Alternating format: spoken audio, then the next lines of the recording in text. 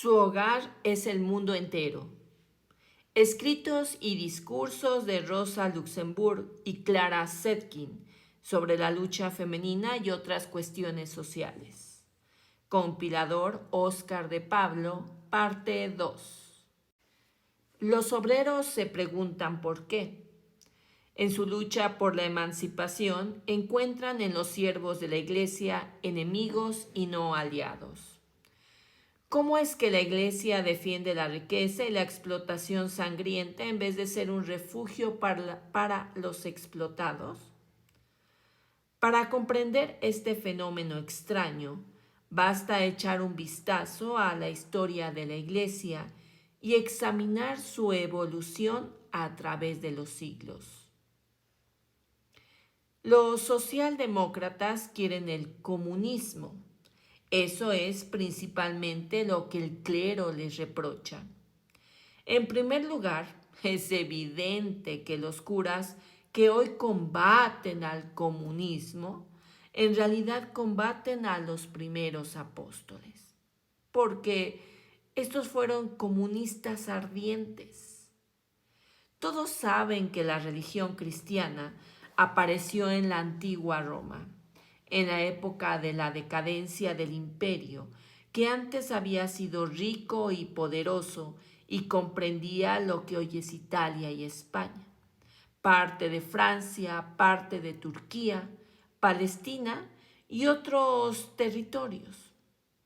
La situación de Roma en la época del nacimiento de Cristo era muy parecida a la que impera actualmente en la Rusia zarista.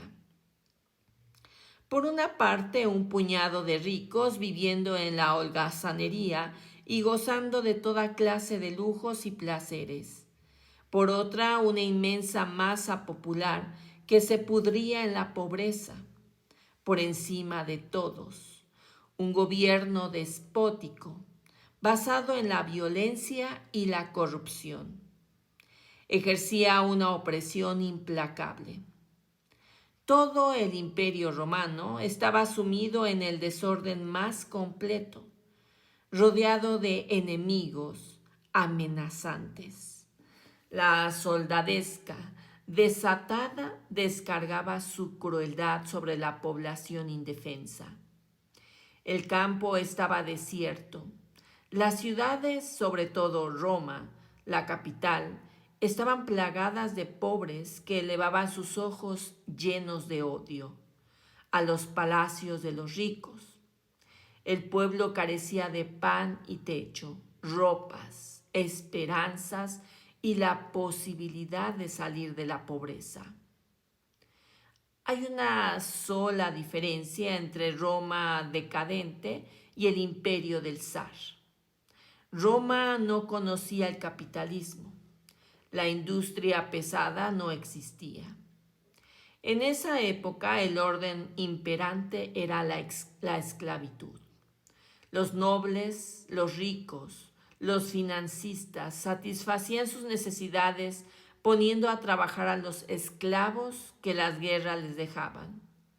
Con el paso del tiempo, estos ricos se adueñaron de casi todas las provincias italianas, quitándoles la tierra a los campesinos romanos.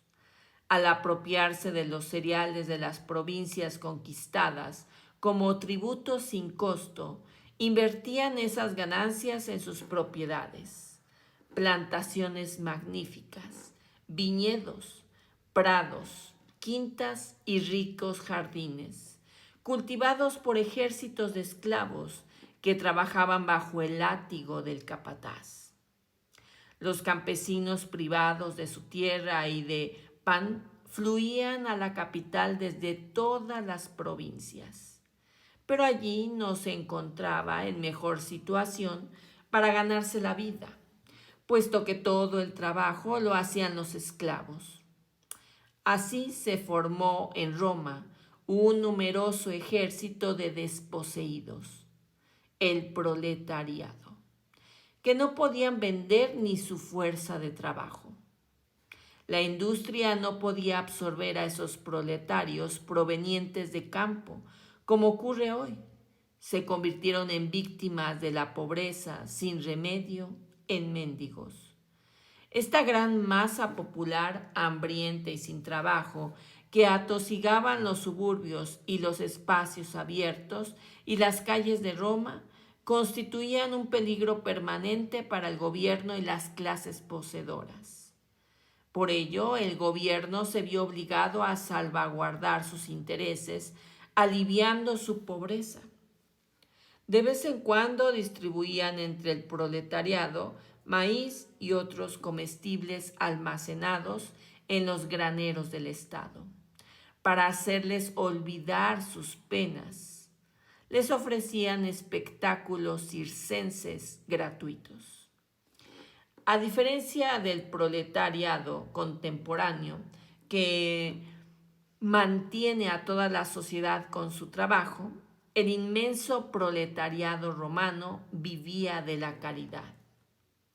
Los infelices esclavos, tratados como bestias, hacían todo el trabajo en Roma.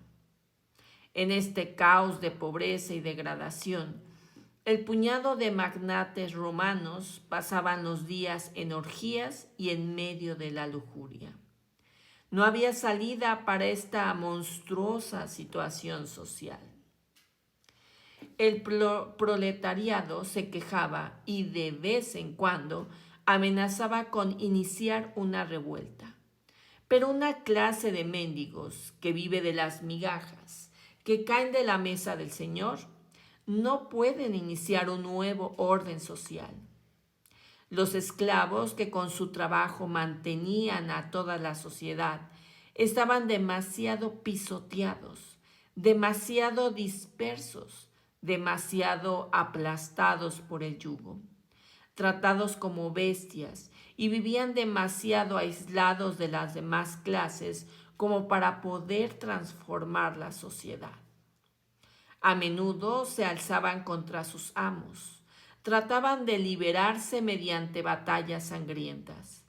Pero el ejército romano aplastaba las revueltas, masacraba a miles de esclavos y crucificaba a otros tantos. En esta sociedad putrefacta, donde el pueblo no tenía salida de su trágica situación, ni esperanzas de una vida mejor, los infelices volvieron su mirada al cielo para encontrar allí la salvación.